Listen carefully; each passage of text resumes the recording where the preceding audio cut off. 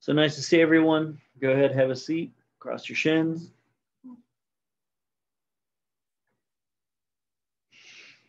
Flex the feet. Place the hands about the middle of your thigh, press down, lift your spine up tall. Drop the shoulders down away from your ear, keep the spine lifted. The head lifted slightly and let your eyes close.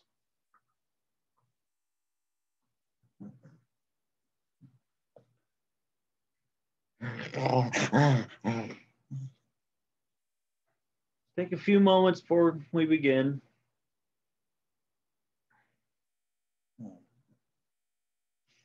Check in with your breath.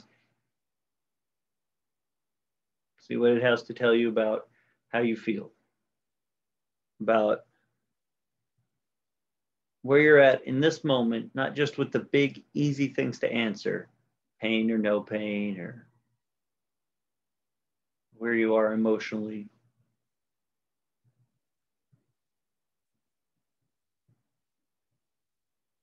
Check in with your breath for all parts.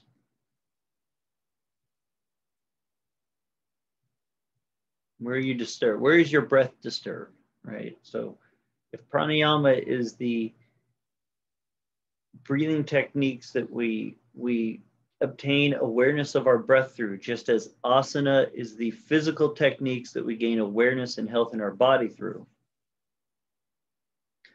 Even just sitting down and feeling your breath for a moment or two begins to give you some different level of insight to what's going on, even without some taught technique. Part of the process of yoga is hearing yourself. Really listening to all the different fluctuations going on with you, whether through physical feeling or through the breath.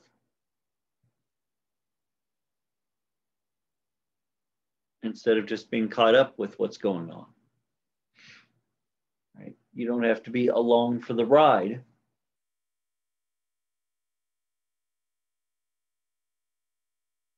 If you just start to become aware. Because it may not be clear, there may not be answers, but there's at least some awareness of what you're going through, what's going on in you, with you. And even if you do know, even if you've had a great day or a bad day or ups or downs or anything that would inflict living upon your Zen, right? Because the process of living is hard. We assume we have that Zen state and that living is the fluctuation. Because even if you know what it is that's inflicting living upon your Zen state,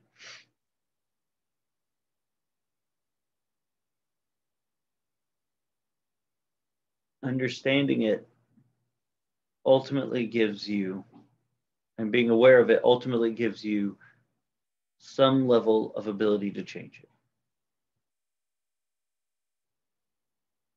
So don't look away. Feel your breath. Feel the qualities you'd use to describe it. So as we go into our asana practice, you go in with maybe not clear about what's going on in or with your world, and always, of course, being open to things that you don't know, right? Just as we're open when we go into the yoga class to listening to the teacher and not thinking we know everything about the poses. So maybe that teacher, shows us a different angle or view of ourselves and ultimately how we feel about what's going on in or with us. Have some space for you to show yourself something.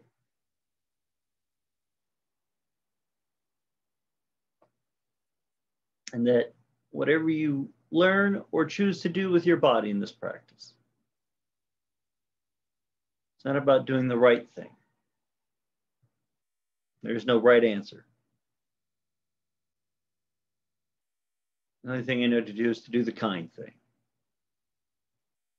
And all of you are beginning to do that. You're here on your mat, regardless of what's going on in or with you. You're already doing the kind thing.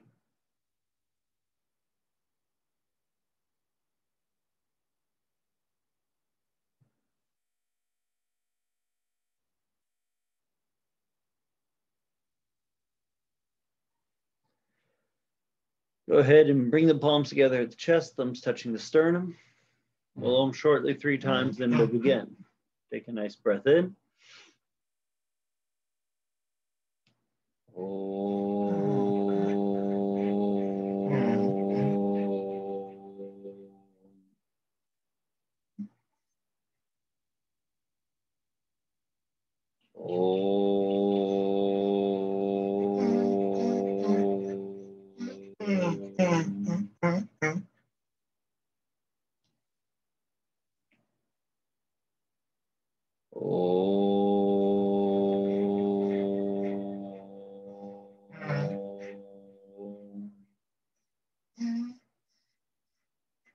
Fire ahead.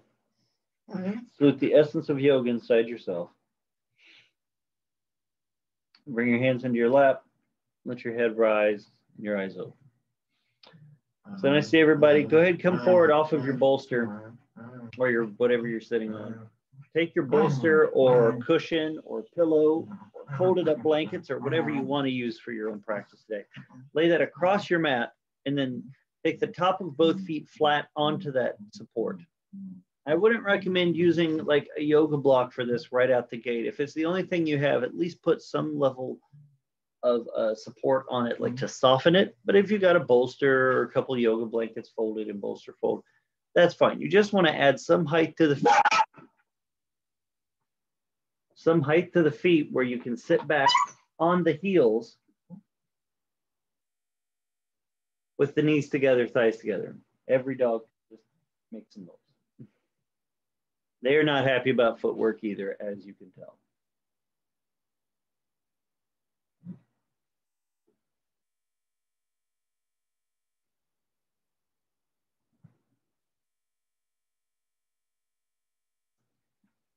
So when you sit back on the heels, flex the thighs and push both knees down into the floor, almost like you were going to lift yourself up a little bit. Just kind of start to ask the muscles of the leg to flex, especially the upper muscle of your leg, your thigh. Pull the knee towards the hip.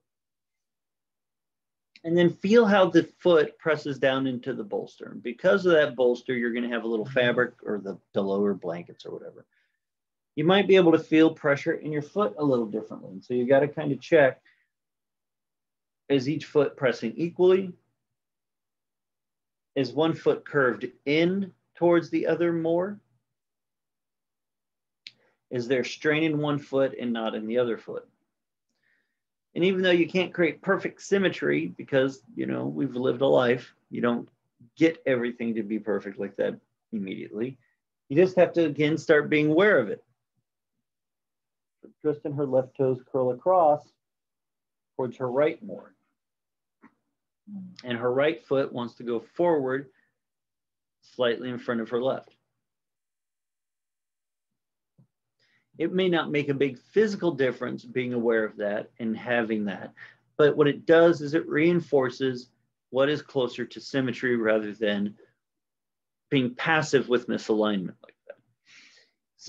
Symmetrical poses like this, where both halves of the body are more or less even,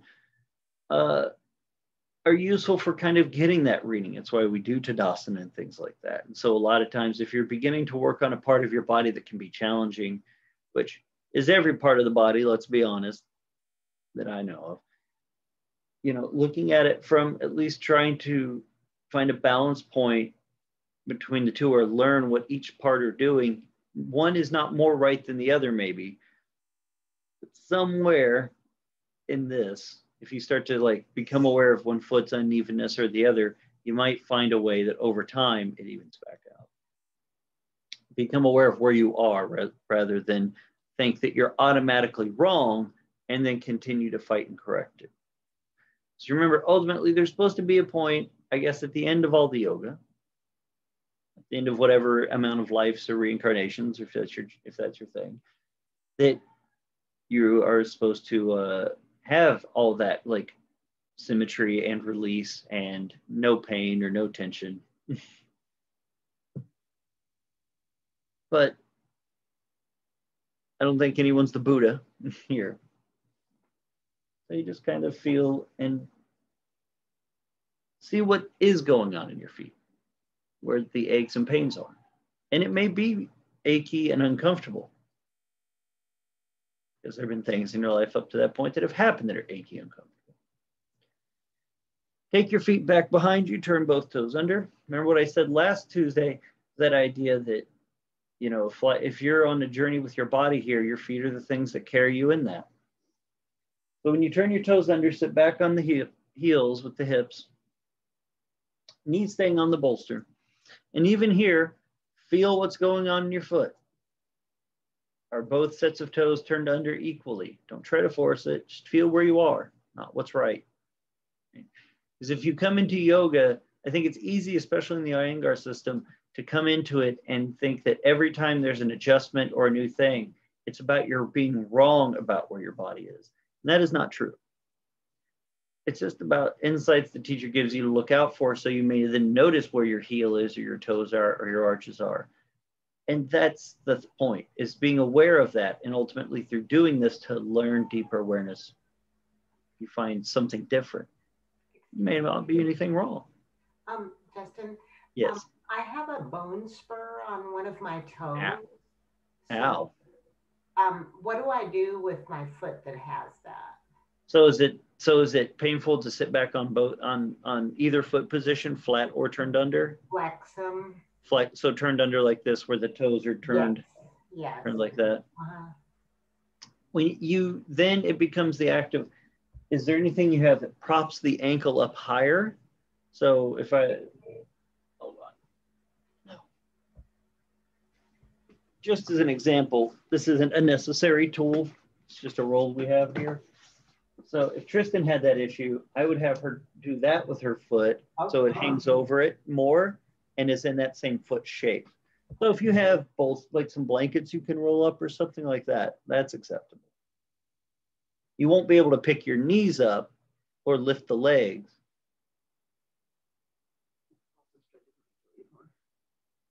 Tristan says it stretches her Achilles more. That's fun. Good. So with your toes turned under, sitting back on your heels, whether your toes are pressing into the ground or not,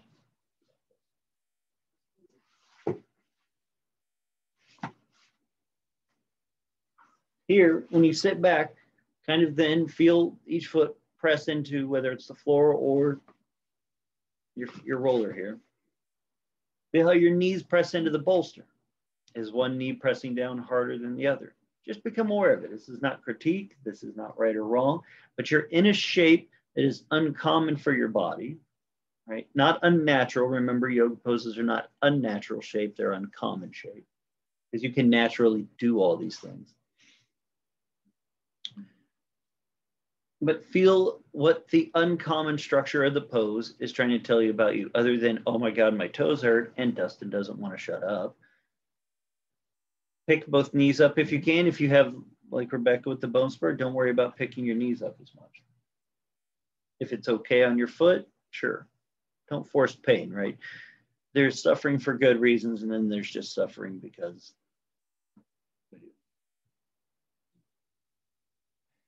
Bring the knees back down. Slide the feet forward again, taking the top of the feet flat to the bolster. Squeeze the thighs together. Before you sit your hips down, pause for a moment and create Tadasana. Use the lessons of Tadasana to help kind of activate your legs differently, rather than just make this about how much the feet are going to scream. It will. Flex your thighs, squeeze them in. Squeeze your calves together also, even though the things are on the ground, they are still somewhat active. So squeeze the thigh, calf in, then stretch the hips back to sit down on the heels and lift your spine up, but try to keep your legs engaged to a certain degree. Ask the muscles of your legs to work so that you begin to feel passive symmetry, which is where you just sat back on the feet with like very minimal effort, maybe pushing your knees down, but now a little bit more active in that. What's the difference between pushing your knees down or squeezing your thighs in for you?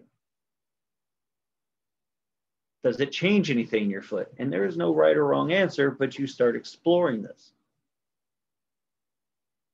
Because what is true for me may not be true for you. That's why there's always that discussion of finding your yoga teacher.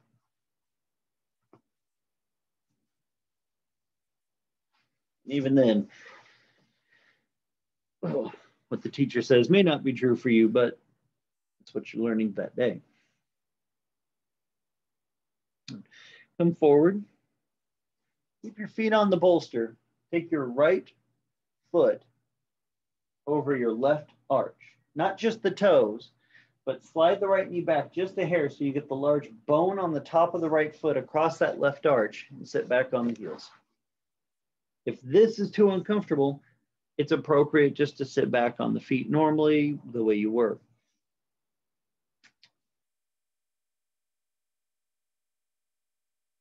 Now you're introducing an asymmetry into it. You're going from that even state to an uneven state. So try to squeeze your thighs together a little bit and push both knees down here. There's stuff stretching, so you want to flex so it's not just hanging on the connective tissue. And that's more of a part from people like me with hypermobility of the foot. There's a flexion of the thigh.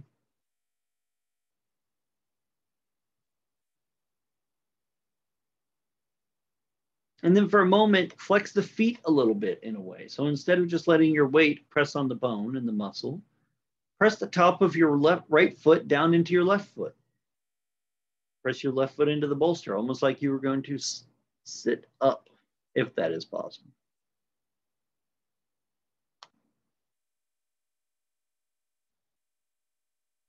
Come on forward, switch feet.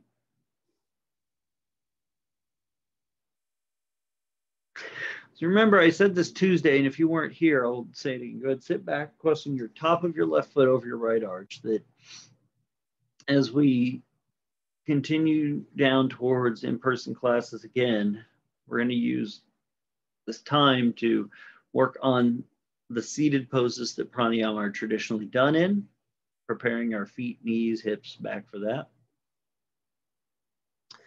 And honestly, it's just you have to put a lot of time in those poses. Seated poses are challenging, not just for their foot cramping, but also the patience they ask of you and just the time that it takes to move muscle that you stand on, run on, walk on all day. Right? You think about your low backs. If you've ever been someone to have a low back issue and come into yoga for relief, it might have taken some time to get that relief. Feet, knees, tight muscle, like thick muscle like hamstrings, takes that same time.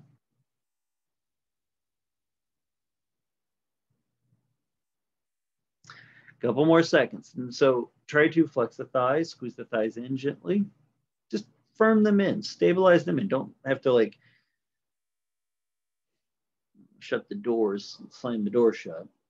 Push both knees down into the floor slightly and then push both feet down. The right foot into its bolster and then the left foot down into the right foot. What does it take to flex the foot to help it depress itself? So it's not just the ankle bearing the brunt of the weight of your force, but it's the whole foot is engaged like the muscles of your calf to depress down. So you create flexion and then extension, as we've talked about many, many times this summer, or explored or tried to create in a lot of different poses so far. Come forward. Take your feet back, knees onto the bolster. Take the top of your feet flat to the floor. Sit back on your heels. But when you do, try to squeeze the calf together, thigh together. Sit back if you can. Now, if this is too much, just sitting back on the top on the foot with your knees elevated this way, it's okay to scoot forward or put more padding under your foot so it's not screaming mad at you. You want it to be bearable, right? But again, while here, an asymmetrical action, squeeze the thighs in, push both knees down, and then try to push the top of each toenail down. Push the 5 toenails on each foot so your toes stretch away from you and press down into the floor. Start training the muscles of that foot to get used to flexion while the pressure of your body sitting on them creates extension. Your feet are not resisting. They're just trying to encourage the action. You're trying to ask that part of the body to move with the way your body weight is encouraging it to.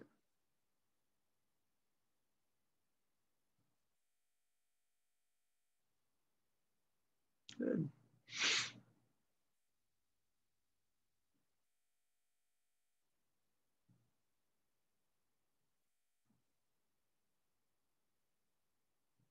Come forward for a moment off the feet. Cross your right foot over your left arch. Sit back on the heels.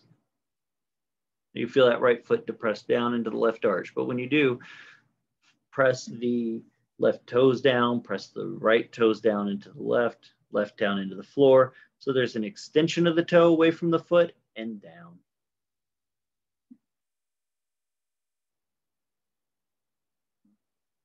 Very tight on Tristan's foot today. And I'm sure all of you are suffering with her, I can see.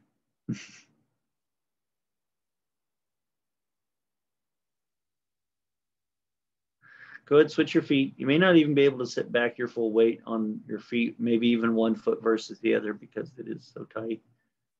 Sit back, hips to heels. Even if you can't sit upright, that's okay. You're not here to force a perfect alignment. You're here to use the pose to explore the degree to which you can move your body to sit upright and then flex your legs and to try and create some exploration of that space. And that will create stretching, which is what creates the health. Just the doing of these poses and these movements, like I've always said, isn't about correcting you because you're wrong, but it's there to help you explore and learn how to do you better. And that often sometimes involves confronting the achy, hard, crampy parts of ourselves and what we did to get them, whether it was accidents that hurt us or things we've done to ourselves. All of it is welcome in the yoga studio. The yoga mat does not judge you. Why you have these cramps or tightnesses, it's just going to show you, regardless of why they're there. Good, come on forward. You're going to take your knees off your bolster. Take the top of your feet flat to the floor and take your bolster up behind your knees and then sit back on that bolster, depressing down on the calf, maybe the heel just a tiny bit, and sit back. So you get a lot of calf flattening here, knee stretching. And your body weight is dispersed more across the calf than the top of the foot or the heel at that moment. So here's the opportunity where you learn how to flex your legs and start to stretch your foot on its own. So when you're here, squeeze the thighs together gently, push the knees down as equal as you can, and think about lengthening the toe away from the foot. Now what I mean by that is if you imagine there's the heel, the arch, the front of the foot, and the toes, we know that when we do like Tadasana, we can dorsal flex all the toes up, right? And then we do big toe, pinky toe, middle three up thing. You can still do that same, press your toenails against the floor like you were going to flex the toes into dorsal flex. So that the muscles that shape and work the middle three bone structures flex from the toes to the upper foot to the arch. By pushing those nails down, by trying to flex those toes to push against the floor, you're actually beginning to strengthen those muscles across the arch and the bone and between the bones that go from the heel to the five joints. This takes work. This takes quite a bit. And if you have a lot of foot pain, this kind of muscle action of flexion, opposite of depressing the pad of the foot down, right? Because now this is the top of the foot, you're pressing it into the floor with gravity. Usually it's the other way, right? Where the sole of your foot is down and you're pressing your big toe down your outer heel and then trying to manipulate from there. This flips it. So you start to explore that muscle flexion in that opposite way.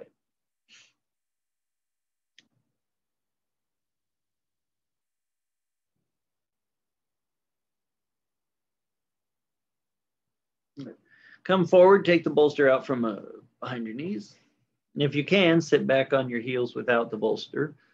If you cannot sit back on your heels without the bolster, it's okay to put something under the feet to help that pressure or keep something behind your knees to help that pressure.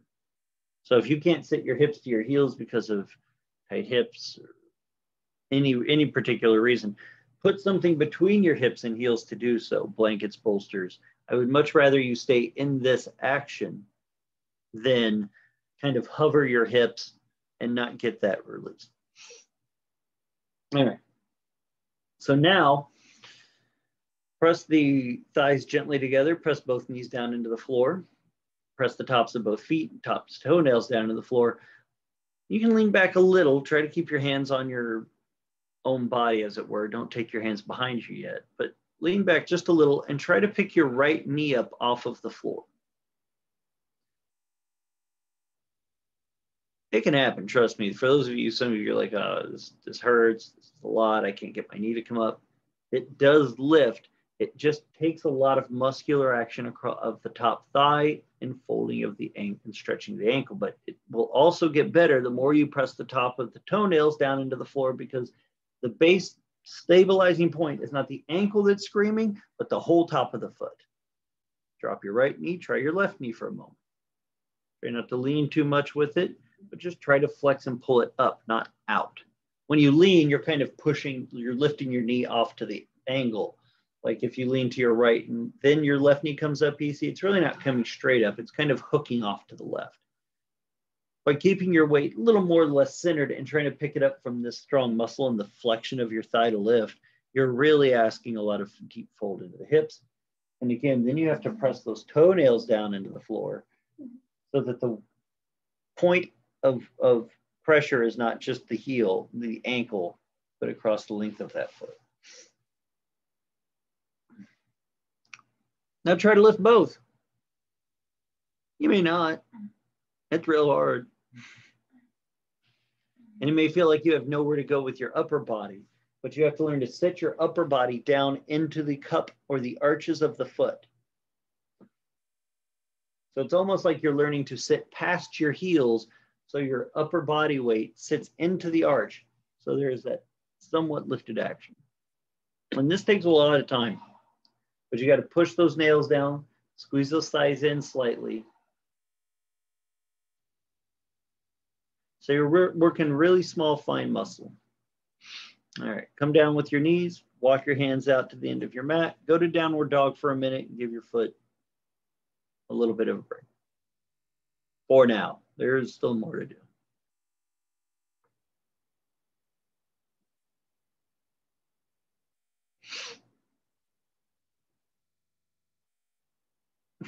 Yeah, just show me how to do it. Good. Press your palms flat, spread your fingers wide. And just as we talked about in yoga class, remember like spreading the fingers, pressing the space between the index palms. Some of you may have heard things like that. We really work on the pressure of your hands, mostly because there's a lot of us when we get into yoga that have shoulder neck issues. But look at your feet. Where's the pressure across the 5 joints of your foot? I'm not saying push anything down harder.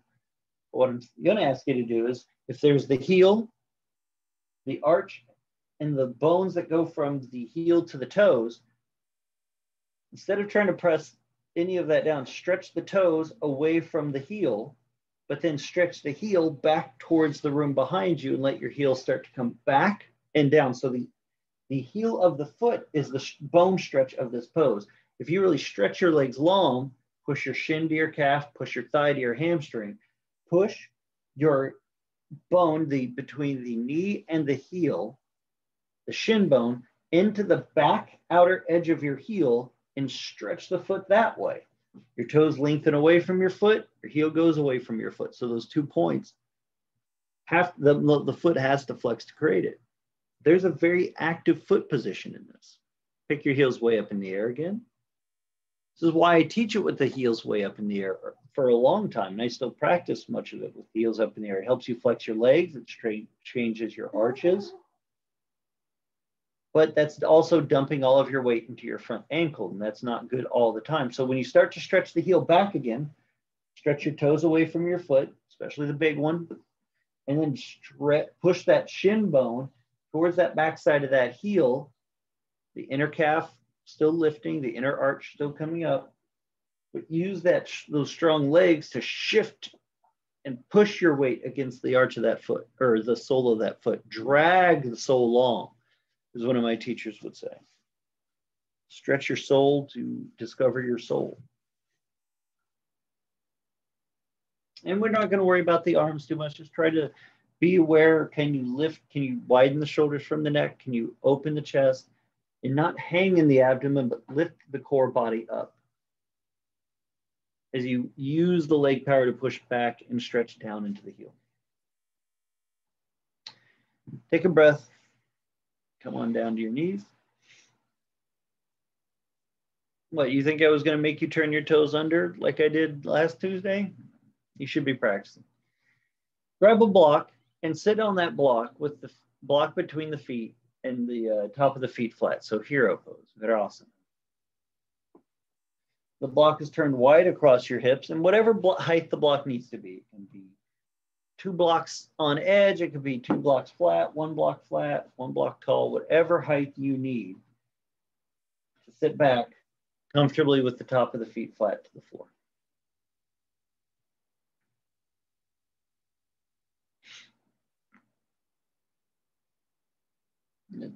Once you're sitting back, take your hands back behind you and hook your big toes and pull them away from all the other toes. You want to start spreading the foot out a little bit, because when we start to flex the foot, it's easy for it to crunch in. We want to start learning to flex the foot and still keep it spread out. This is how you start to create that level of extension. So when you pull the big toes in, keep them there, let them lay on the floor, spread from your other toes. Then pull your pinky toe away from the second toe and try to put a little bit of space in between each toe, just like you do the hands in down dog. Just because the digits of the toe are smaller than the fingers doesn't mean they're just as important, right? If you've ever heard of someone, or you might know, or might be someone that's lost their pinky toe, if you lose your pinky toe, you have to learn how to rewalk entirely. Your body is just so completely out of balance at that point. Some tiny little digit changes all your balance. So give your feet that same kind of credit and feel the muscles in your foot as you spread the toes out. What's different in your foot? How does it feel like it wants to roll one way or the other? But once you get some space between each toe, try to press those toes down into the floor. So you flex the arch of the foot to teach them how to create that very dorsal flexion. So like if you've been in my classes with me personally, that dorsal flexion, being able to flex your foot back like this isn't just from sitting on them with the toes turned under. It's from flattening them and then pressing the toenails into the floor. So we develop that arch strength, that ankle stability, and ultimately the stable muscle structure between the bones itself. So push all 10 toes down. Now, squeeze your thighs together and try to press all 10 toes down.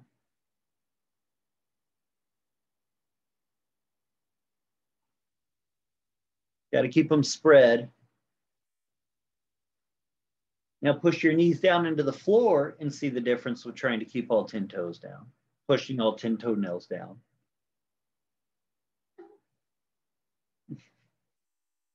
What? Yeah.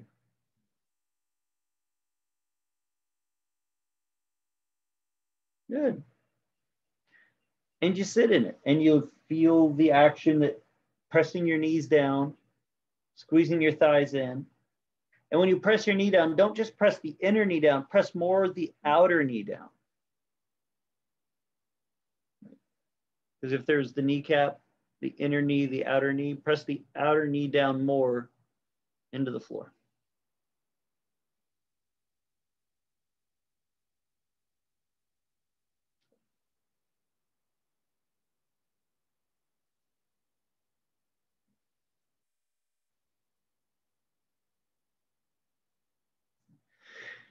Take both hands onto the floor just behind you. Fingertips on the floor, fingers pointing towards your toes. And start to move back into a reclined position. It's not going to be too far yet. We're going to work towards Supta Virasana. And even though it's not one of the big poses that you do pranayama in the supine form, you do a lot more pranayama in Vedasana than you do Supta.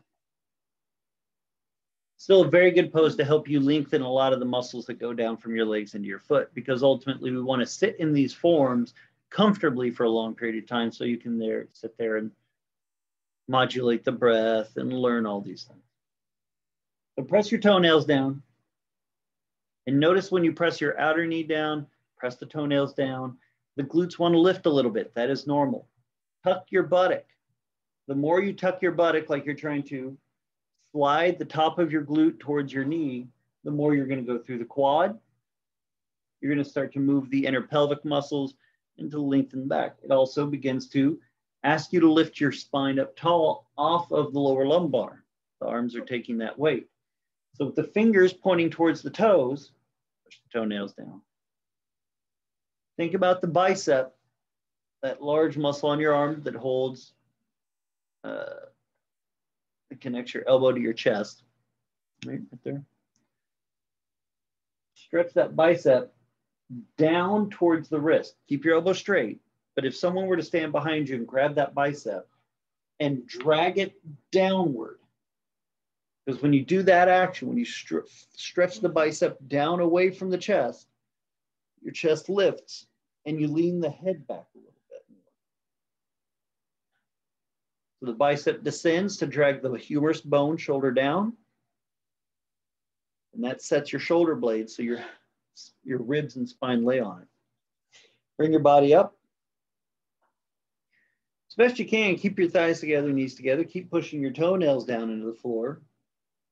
Stretch your arms, walk your hands away from you, taking your chest and your belly down to your thigh into a modified version of child's pose, where instead of having your feet together and your knees wide, your thighs are tight together and your knees or your feet are a little farther apart.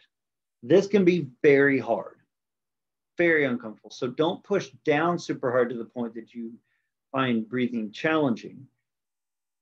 But just note the challenge to keep the legs slightly active in and down, your feet very active, and the stretch this creates across the back, the hips, and maybe even the upper back itself.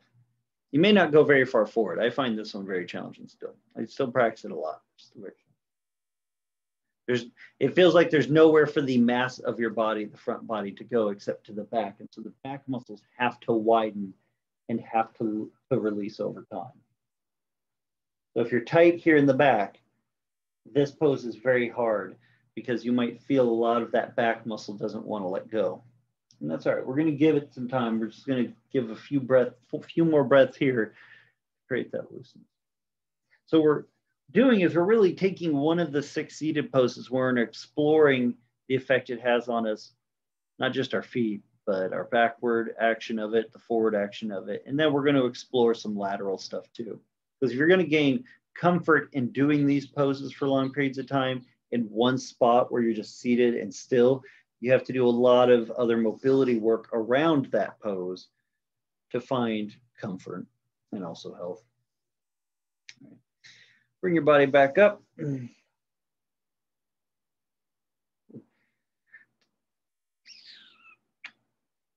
Go ahead and still seated on your block, stretch your legs out in front of you. Give your feet a moment of rest. Bring the soles of the feet together and the knees wide into Baddha Konasana.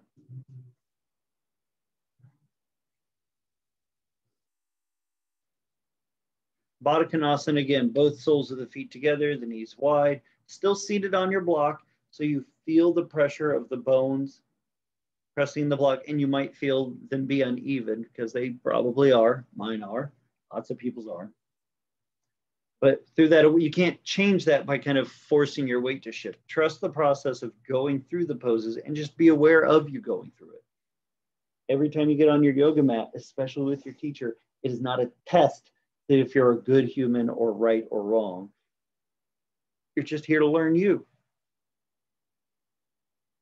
So push the foot down into the floor. Push the pinky toe side of the foot from the pinky toe joint to the heel down, and notice how hard it is to press.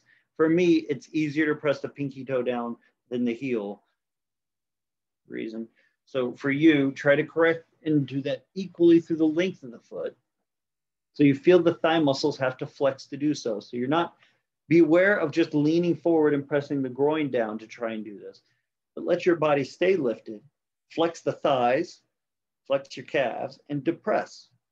Try to see what it takes to push that down, which muscles of the legs want to fire, which don't. Now that creates some openness of the groin. And then press your big toe pads together as hard as you can. Take one finger, your index usually, or whatever one you got that works for you. Just place it between the big toes and try to smash the finger. and feel what toe presses harder than the other and ask them to work equally. And then notice if you ask the toes how one side of your foot doesn't press down. Change it. Try to ask it to learn to do both.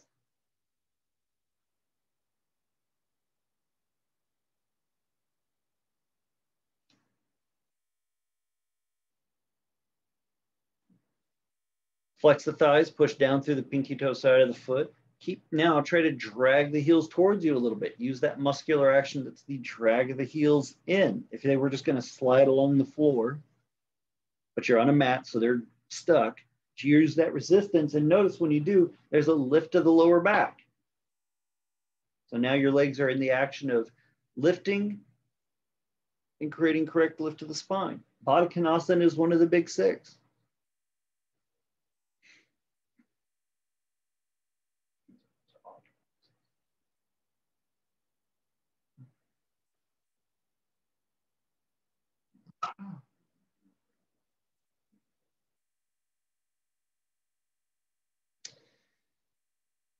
Take the feet out of Baddha Konasana, stretch the legs out for a moment. Come off the block, go back to hero pose, please. However you want to get there. You can pull both feet back, you can come onto your knees the way Tristan is. Just start to kind of feel how you get into the pose, and before you totally sit down into it, work the foot, press the toenails down. The distance of dropping your hips down into this pose is feet. And if you just drop and catch in it and let your legs don't get the attention of, how do you engage them to move into this in a good way, you might end up making the pose harder for yourself. So try to spread your toes on your own power, push the toenails down, squeeze the knees together, push the outer knee into the floor, and then sit down. Make the act of sitting into this pose the pose. Right? It's not just about that you get there, it's how did you get there, right? Because some of us are now in this work enough that we know that we may never get to the end of a yoga pose. Mr. Angar never did, and that guy did it 80 some years. So it's not about getting to the end of the pose, being aware of how you're practicing, what you're doing to get towards it. Reach back with your hands, spread your toes out, spread the beans, push the toenails down as you do. After you get them spread, so don't fight yourself. But make all that space and start to ask the body to shape to something more open or stable than what you got. And then see what your body reacts to when you try to do that.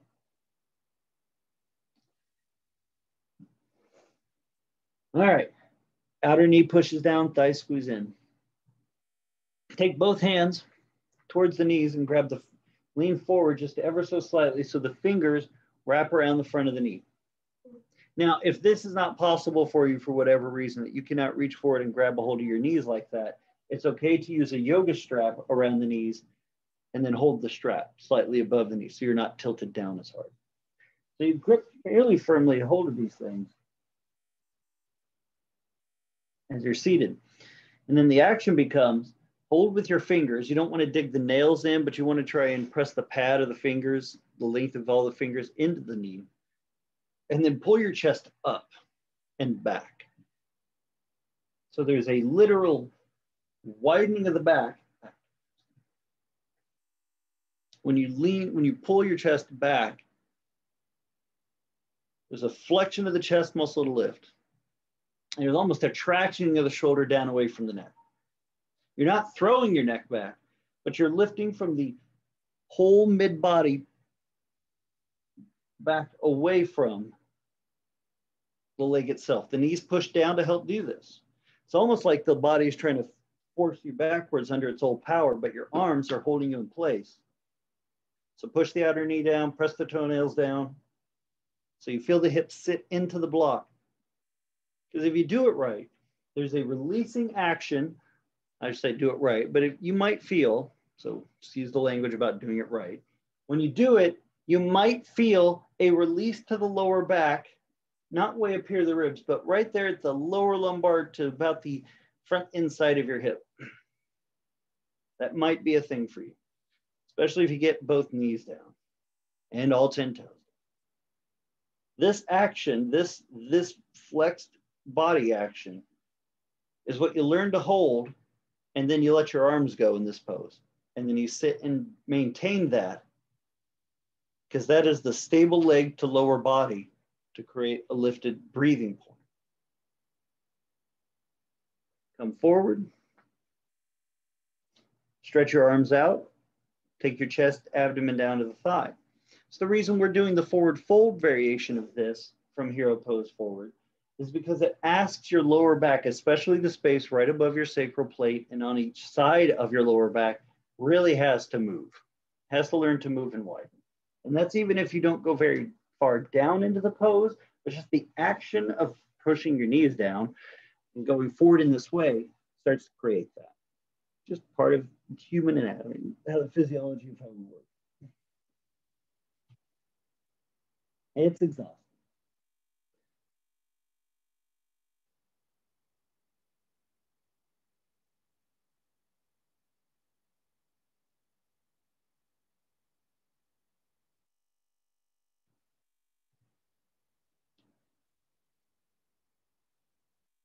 Bring your body up. Take your feet out in front of you. Bring the feet together, knees wide again in Baddha Konasana for the last time. We'll work this for a moment. And then we'll go back to hero pose and explore lateral action in that. All good. Bring the soles of the feet together, the knees wide, Baddha. And again, press the pinky toe side of the foot down into the floor, each foot equally. Take your index finger between the pads of your big toes and pin those big toes into that pad so you feel what foot does more work than the other. And ask them both to start to work equally. Each one presses in. And you may start to do that, and then one leg starts to do something weird. It's pretty amazing how much you can read through your toes and your body reacts, or you can act through your toes and your body, the whole rest of your body reacts to it. There's some interesting things in there. Right, a lot of forms of, what used to be called alternative medicine. There's a lot of study about the foot, right? Kinesiology, reflexology.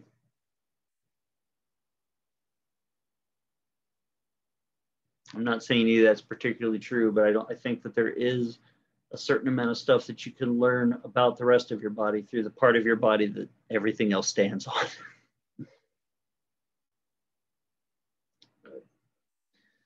From here, take both hands onto the floor. Try to keep your foot pressing down, your toes squeezing in. Drag the heels towards you a little bit. Flex the thighs like you're going to pull the heels into the block. Walk your hands out as far as you can. Start to kind of lengthen, fold, open that back, that groin. Simple poses, right? Like you do, sometimes these things are taught in yoga classes as warm-ups or cool downs, but these are very complex poses because we're very complex people, right? The complexity is not, here's how you do the pose right, but here's some ways to start exploring where your body is. And then ultimately you get to answer this question, do I want it to stay like this?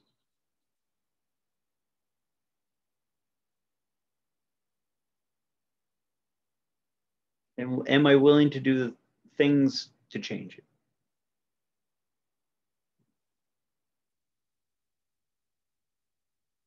Because ultimately, the only person that changes what you're going through is you.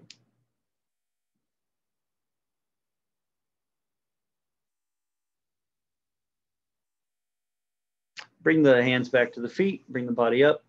Take the top of the feet flat to the floor one last time into hero pose. We'll do a little bit of lateral exploration of it to try and continue to create comfort and evenness in the hip.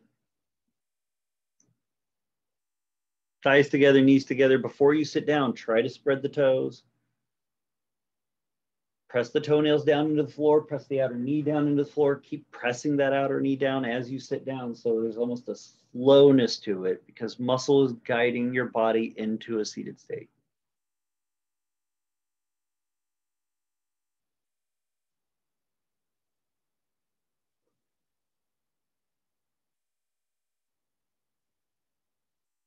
Don't forget, once you're set down, feel free to use your fingers, spread your toes out.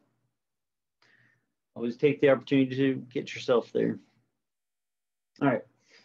So we could twist or move lateral. There's not a ton of lateral positions from here that I find super useful to really use that couldn't tweak your back. There's some variations that are similar to this, but twisting is by and large the best way from a stable position like this to start exploring the lateral movement.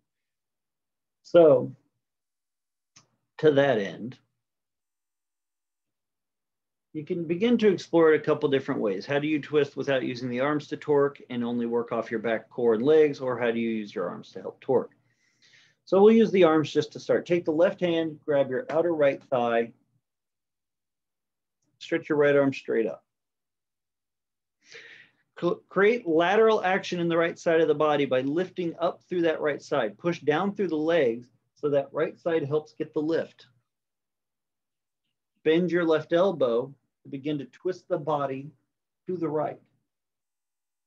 And then stretch your right arm out and away from you and reach the right arm away from the body. Don't go back so that the hand is behind your shoulder. Only stretch your arm out so it's in line with the shoulder and pull with your left arm to turn your torso to swing the arm. But reach the arm. Notice the tendency to want to lean in towards the left side, right? You're using that strength of that arm. The body wants to truncate down. Use the strength of your right arm. Stretch that right bicep out and away so it's dragging you away from the tilt towards the front body. Very good, Shubha. Very nice form. Now, that's happened on your upper back. Is it happening on your mid and lower back? So take a belly breath. Remember band 1, 2, and 3 from what feels like an eternity ago? Band 1 is from the navel down. Band 2 is from your navel to about the bottom of the breast. Band 3 is breast up to about collarbone. Band 3 is twisted. So go to band 2, top of navel to bottom of breast, and then rotate that any degree. Push your legs down, flex your legs, and then twist from the navel around. Take the belly breath and stretch your navel towards the right side. Stretch your left lower back around to the front. Good. Bring your right arm up, stretch tall. Switch hands, take your left arm up, bring your right hand down. Get length, right? If you want to start exploring lateral action, start long. Don't truncate and then wobble or torque around, because all you're doing is really rotating the very lower part of the spine. Elongation helps create rotation. Lift up tall, work the legs, spread the toes, push the toenails down. Notice one set of toenails probably stopped in the twist somewhere. Use your right hand holding onto your outer thigh, twist, but keep that length. Notice how one side wants to shorten, almost like, again, you're going to lean in towards that right side. Stretch with that left and then stretch the left arm out, away from the shoulder. You bend that right elbow to twist any degree more, not to pull you down, but even if you don't go very far, any little level of rotation helps. So use that to twist the chest, to rotate the arm, and then stretch the arm out away from the body. Go into the bicep instead of the shoulder neck. Like if you're stretching from here, it has to work because it is what's holding your arm on. But go to the bicep and stretch the bicep out and away. So you're really going also from underneath the shoulder blade out. And then that's band 3. Go to band 2. Don't flex it in because that's compressing the diaphragm. But take a nice breath and go to your right back muscles and wrap those around the rib cage towards the front. Go to your front left ribs and their muscles. Don't suck them back, stretch them around towards the left. And then the same down here at the navel. Go to the belly button, twist it. Use the core muscle to push the belly button around. And stretch that arm out. Look towards the left hand. Finish the rotation, right? Because if you're moving the spine, neck is part of the spine. And then if you have the awareness, where are your feet? Where are your knees? They probably went out for lunch. I know. Exhale, untwist. Lay on your back.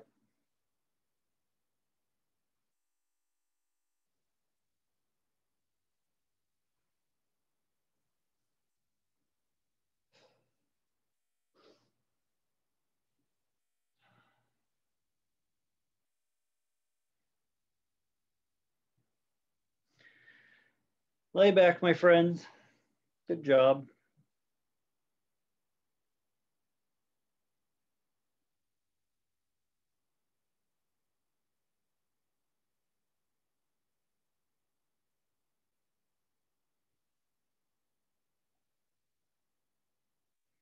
Let the eyes close for a few minutes.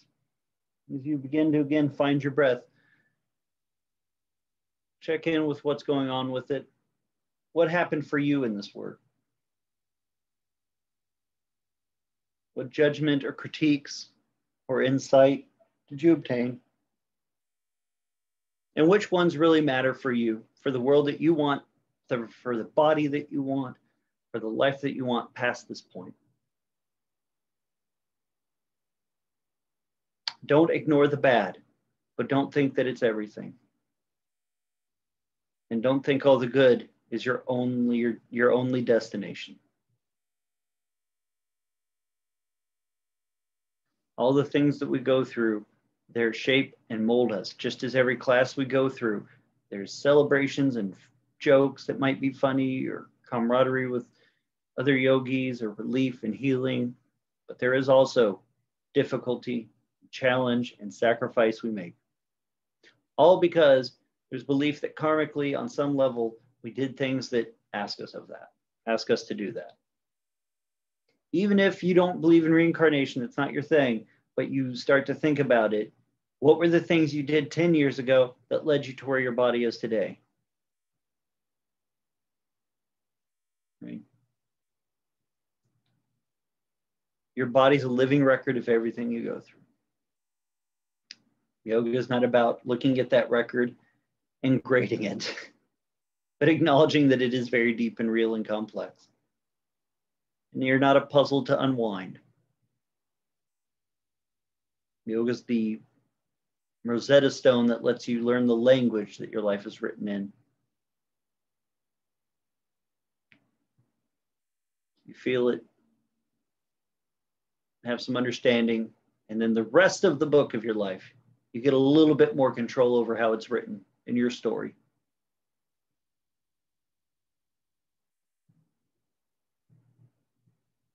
And so rest, friends, for the remainder of our time, and enjoy the fruits of your yogic practice.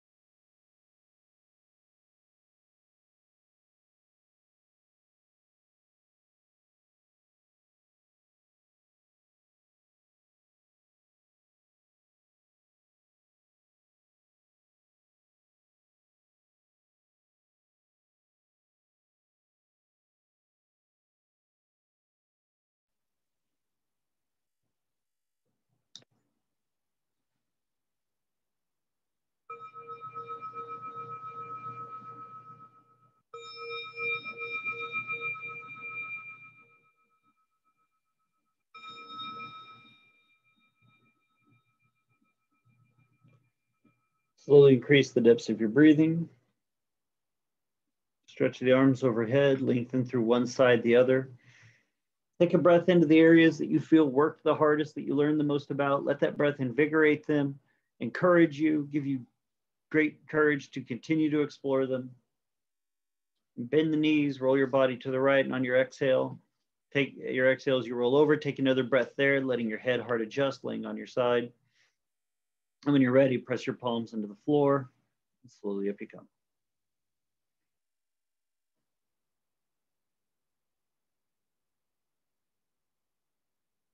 Until we meet again, namaste. All right. Got questions, comments, cares, concerns?